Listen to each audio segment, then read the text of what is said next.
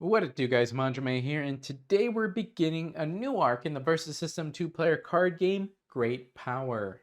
Now, this arc is going to be comprised of Volume 1, Issues 7, 8, and 9, Spider Friends, Sinister Syndicate, and the New Defenders. We checked out Spider Friends in the last issue, so today we're going to check out Volume 1, Issue 8, Sinister Syndicate. Taking a look at the front, we have a dark green background with a lime green foreground strip with Sinister Syndicate written in it so that it matches up with other boxes in the set or in the arc, and to differentiate it from ones that are from a different arc. We have Kraven the Hunter, Doc Ock, and Sandman on the front. On the side, we have Story Arc Great Power, which I appreciate, and I think they did no, yeah, I think this is right. I think this is about right on. So that's good. I like the fact that they line up correctly. Whereas with the first appearance arc, if I can get them all in the picture, which looks more uniform, this one where they're all the same print, all kind of in the same place, regardless of the image that carried over from the front, all down the line, that's good. This one, the Deadpool font, it's over to the right. This one's still kind of over to the right. It's about maybe if it wasn't a different font, it would line up better. But then this one, they decided, oh, no, wait, we're going to center it. So it now doesn't line up. I like this better. On the back, we see contents, 55 cards, and a rule sheet. Pretty run-of-the-mill. Front, once again, matches up with others in the set and doesn't with ones that are not. An inevitable side effect to the indomitable effects of a certain wisecracking web-slinger has resulted in his enemies effectively unionizing. This evil expansion to the Versus System two-player card game includes an unprecedented 6 new main characters and presents a menacing collection of Spider-Man's most notorious villains. This is a very interesting set and a mechanic that I kind of really like, at least conceptually. Take a look at this later. Let's check out the cards in the set. Now, one of the first important things to know is the keyword of Sinister 6, which is on the main characters. Sinister 6 basically means you'll have 6 main characters that are part of a team. They're all level 1s. Most have 1 health. Some may have 2 health. We'll see in the future. While it's one at a time, once one dies, gets KO'd, it's gone out of the game. You go on to the next one. I don't know if there's any preset starting one, or if it's just you pick any one. This is my first one, depending on the situation, what I'm fighting against. That one gets KO'd, and then you pick one that best fits what situation that you're currently in.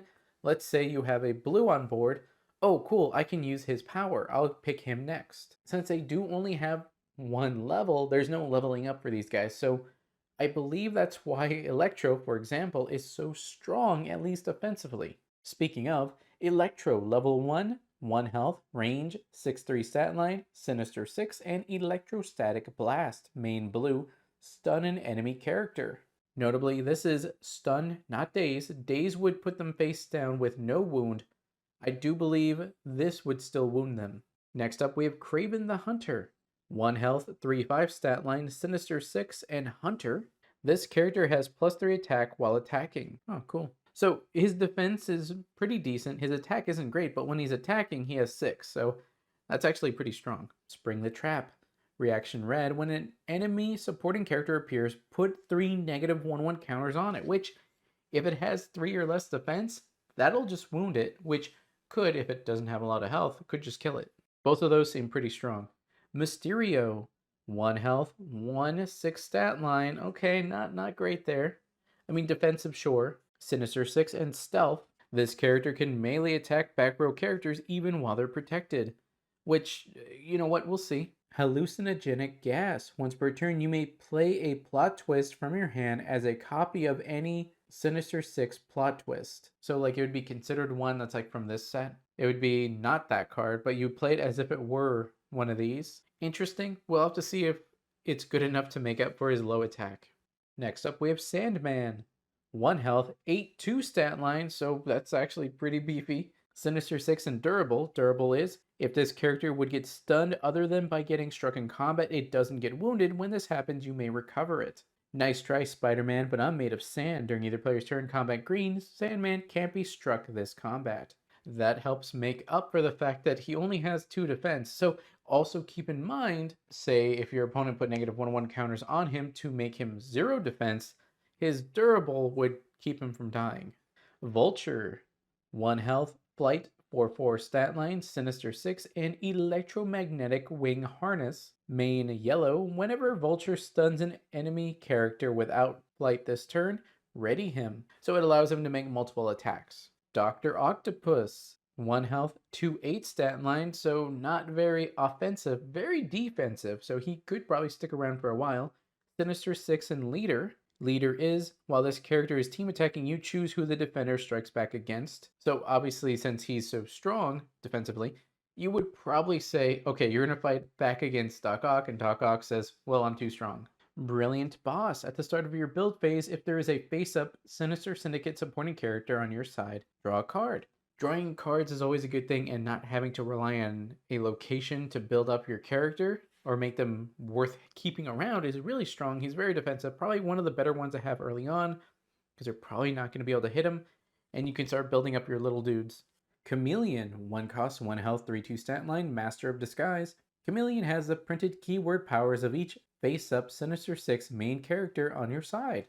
That sounds really, really fun, because if you have Doc Ock out, let's see, if he does Brilliant Boss at the start of your build phase, if there is a face-up supporting character on your side, blah, blah, blah, draw a card. So he is 1. Hey, look, he's 1. He would draw 1 off himself, and Doc Ock would draw 1 because he's there, plus the 2 cards you draw that turn. So that would be, I think, 4 cards you draw total in that turn so far. And since he's so cheap, I would think you would run him at 4, but I could be wrong.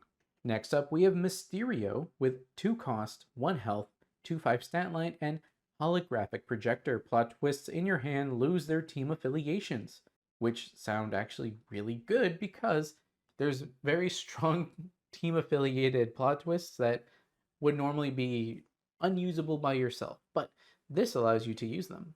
Besides that, he's fairly defensive for early game. The +2 isn't great, but the 5 is pretty defensive.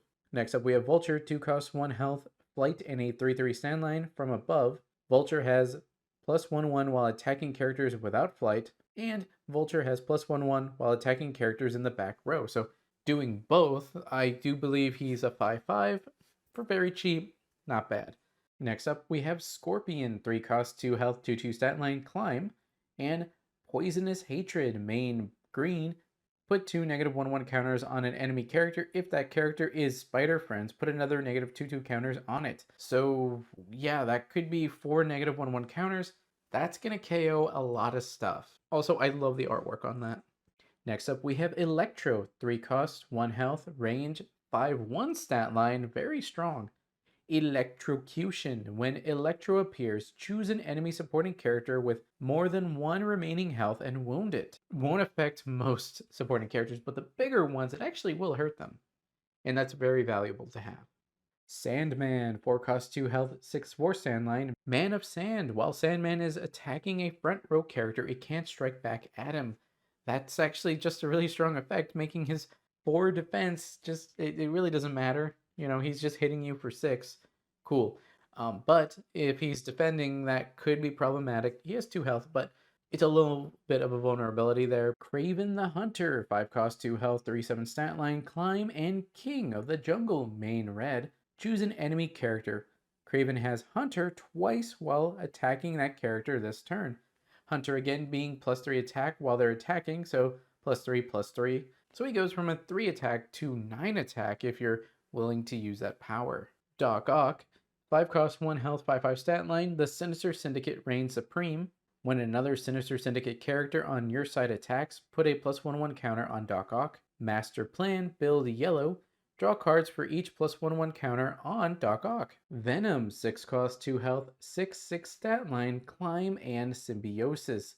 He can have and gain +1/1 counters while stunned. Green Goblin, 7 cost, 2 health, flight, 7/7 stat line, pumpkin bombs, main blue. Green Goblin strikes an enemy supporting character. Now for the plot twist lineup, we have the team affiliated putting the team together build. Remove the top 6 cards of your deck from the game. This build phase, you may recruit Sinister Syndicate characters from among them. At the end of your build phase, put the remaining cards at the bottom of your deck. That's just good. That's extra potential stuff like in the hand that you could recruit from.